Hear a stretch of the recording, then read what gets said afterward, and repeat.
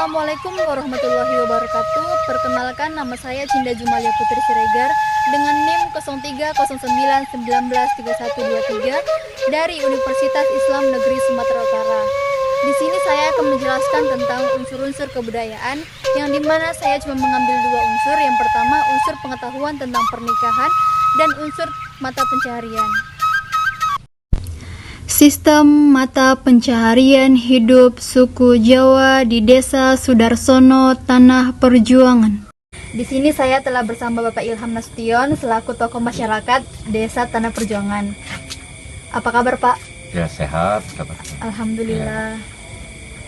Nah, untuk mempersingkat waktu, saya akan mengajukan pertanyaan pertama, yaitu dalam setahun berapa kalikah kita menanam padi tersebut? Ya, sebelumnya selamat datang ya, saudari Sinda di kampung kita ini. Di sini berapa kali setahun penanaman. Jadi di lokasi kita ini atau di kampung kita ini 2 kali dalam setahun menanam. Itu saja. Baik, lanjut ke pertanyaan kedua, yaitu faktor penghambatan pertanian. Kalau faktor penghambatan untuk di wilayah kita ini sampai saat ini salah satunya saya rasa perairan.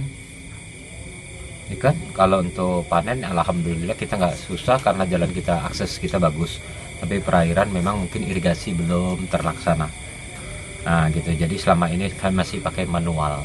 Arti kata dengan mesin air. Lanjut ke pertanyaan berikutnya, yaitu keuntungan dan kerugian yang dirasakan dalam setahun ini. Kalau keuntungan ataupun kerugian, di sini ada 2 penanaman. Yang pastinya penanaman yang pertama hasilnya lebih baik, dan yang kedua hasilnya kurang seperti yang pertama. Di antaranya yang pertama 100%, yang kedua itu 75%. Dikarenakan mungkin humus ataupun zat-zat yang dalam tanah karena langsung ditanam kembali, jadi hasilnya kurang sedikit daripada yang pertama. Lanjut ke pertanyaan keempat, yaitu alasan penghasilan pertama dan kedua itu sangat berbeda. Apa alasan terkhususnya, Pak? Terkhususnya yang jelasnya tadi kembali kepada penanaman, karena memang tidak, liburnya nggak panjang, selesai panen mungkin dalam sebulan atau 2 bulan langsung ditanam, jadi hasilnya kurang lah gitu. Baik. Yang kelima, apakah ada keluhan Bapak saat harga turun di pasaran? Kalau untuk keluhan, namanya kita petani ya, ikut daripada harga pembeli ataupun lah ya, pemasok beras tadi ya, kilang tadi. Jadi kalau untuk keluh kesah ya, harapan kami lah paling bisa ditanya, Bu. Karena harapan kami pastinya harga setinggi-tingginya, karena bisa mencukupi kebutuhan kami dalam rumah tangga lah. Iya, baik, Pak. Yang keenam, yaitu bahwa hasil yang menguntungkan itu di panen pertama, sedangkan yang kedua tidak. Nah, jadi berapa persenkah hasil panen yang pertama dibandingkan panen yang kedua? Kalau persennya tadi kita kembalikan 100% banding 75%. Jadi 25% lah kira-kira yang hilang daripada hasil yang pertama. Itu dia. Oke. Yang ketujuh, yaitu apakah ada keinginan Bapak beralih ke mata pencarian lain selain mata pencarian pertanian ini? Kalau untuk mata pencarian, saya rasa malah ingin memperbanyak pertanian. Mungkin karena lahan kita sedikit, karena memang agak menarik di pertanian ini, di samping memuaskan batin, ya kepuasan pribadi lah ya, karena bercocok tanam. Dan di samping juga yang menarik pengajaran-pengajaran di situ dapat. Kalau untuk beralih tidak, tapi ingin menambah mungkin. Menambah luasnya. Iya, arealnya, sehingga menambahlah pendapatan kami. Baik, Pak. Yang terakhir, yaitu apakah ada unsur kebudayaan lain selain unsur mata pencarian ini, misalnya unsur kesenian atau unsur keagamaan? Ya, alhamdulillah kita lihat di kampung kita ini bermacam-macam suku. 38% itu bisa dikatakan suku Jawa, 35% itu suku Mandailing, dan sisanya bercampur-campur.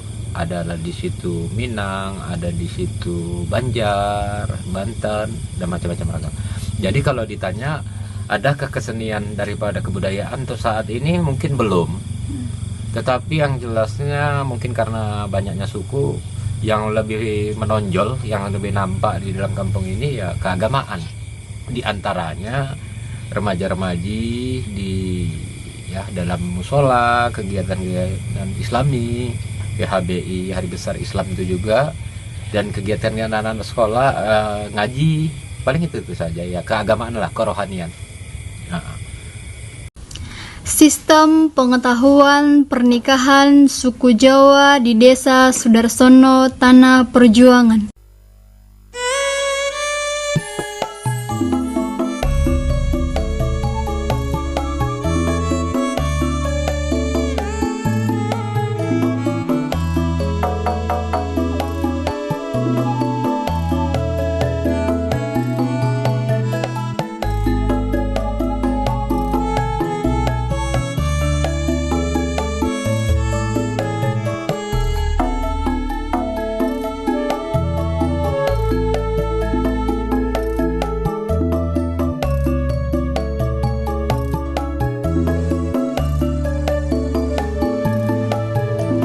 Di sini bisa kita lihat bahwa pengantin pria dan pengantin wanita akan dipertemukan. Setelah mereka bertemu, mereka akan saling berhadapan. Dan setelah itu, mereka diminta untuk mengelilingi area itu sebanyak 3 kali.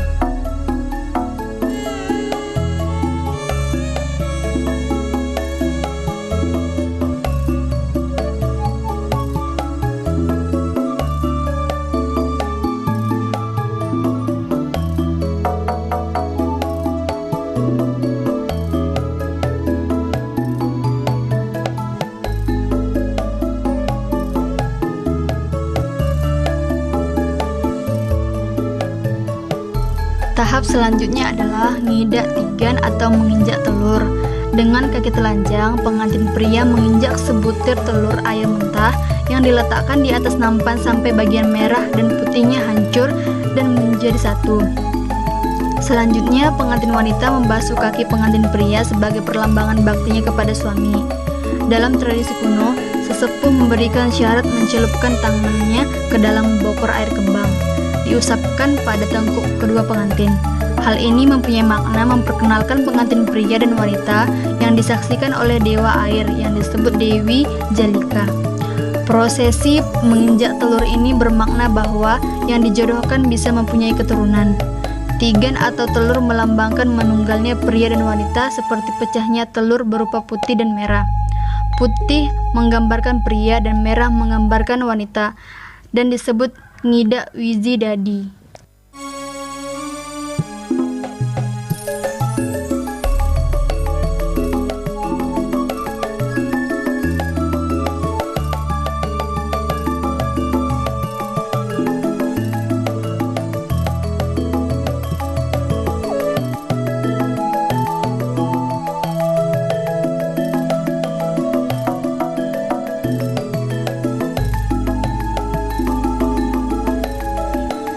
Tahap selanjutnya yaitu dulangan, di mana pengantin pria menyuapkan nasi kepada pengantin wanita, kemudian sebaliknya pengantin wanita menyuapi pengantin pria.